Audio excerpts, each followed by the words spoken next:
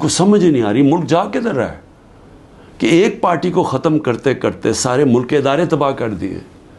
کسی ادارے کے اوپر لوگوں کو اس وقت اعتماد نہیں ہے. ایف آئی اے کو تو لگایا ہوا ہے کہ جی کسی نہ کسی طرح پکڑو عمران خان کو اور یہ پی ٹی آئی کی لیڈرشپ کو کسی طرح سائفر میں پکڑ لو. یہ نہیں پتا کہ سائفر جتنی سائفر میں بات ہوتی ہے تو ساری انگلیاں ان کے اوپر آتی ہیں. یہ جو آج اقتدار میں بیٹھے ہوئے ہیں یہ ساری انگلی ان کے اوپر اٹھتی ہے. اور اب تو نون لیگ کے ڈیفنس منسٹر نے بھی کہہ دیا ہے کہ جنرل باجوہ نے تو ہمیں پہلے سے بتا دیا تھا کہ میں یہ گورنمنٹ گرانے لگا ہوں. اس نے تو یہ کہا ہے کہ اگر کرونا نہ آتا تو یہ تو 1 سال کے اندر گورنمنٹ گر گئی تھی ہماری.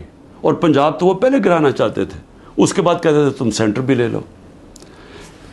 یہ نہیں کہ اس نے ڈیفنس منسٹر نے یہ جو بات کی ہے ہمیں تو یہ پتہ ہی تھا کہ یہ ہو کیا رہا ہے. سازش ہوئی ہے. میں تو کہتا جا رہا تھا اور سازش ڈیلے ہو گئی.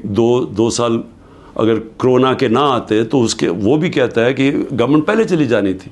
تو ہمیں تو یہ پتہ تھا کہ سازش ہوئی ہے. لیکن یہ بھی ایک اور سوال اب اٹھتا ہے کہ کیسے کوئی آدمی جو گریڈ 22 کا ایک آفیسر ہے کیسے وہ کس فورم پہ فیصلہ کرتا ہے کہ کون سی حکومت رہنی چاہیے کون سی جانی چاہیے. کیا بند کمرے میں اتنا بڑا فیصلہ ہونا چاہیے جس کی اتنی بڑی قیمت قوم ادا کر رہی ہے آج.